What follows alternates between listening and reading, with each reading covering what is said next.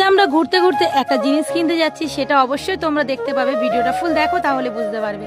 তারপরে কি গার্ডেনটা দেখেছিলাম, গার্ডেনের মধ্যে ভিডিও করতে চলে এসেছি। হ্যাঁ, গার্ডেনের মালিককে জিজ্ঞাসা করছি ভিডিও করবো, বলছে হ্যাঁ করো না, তোমরা ভিডিও করলে আমার গার্ডেনটা সার্থক হবে। যাই হোক, খুব খুশি হলাম কথাটা শুনে।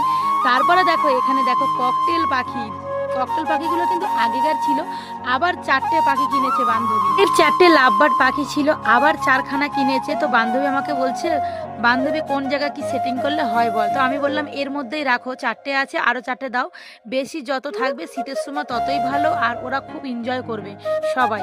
তো একটা একটা পাখি রাখলে অতটা এনজয় করতে পারবে না, কিন্তু অনেকগুলো পাখি থাকলে ভালো লাগবে, চেঁচামেচি করবে। এবারে মেয়েকে যখন নিয়ে গেছিলাম পাখি কিনতে, মেয়েকে বললাম চলো লাভবার্ড নিয়ে যাই দুটো। মেয়ে বললো না মা, আমি কথা বলা পাখি নেব। তো আমার বলছে কথা বলা পাখি সেটা কি, শালুক পাখি নেবে। টিয়া পাখি বলেছি, বলছে না আমি টিয়া পাখি নেবো না, ও পালায়। ও আসলে কি বলতো, বড়দের কাছে যেটা শোনে সেটাই বলতে থাকে।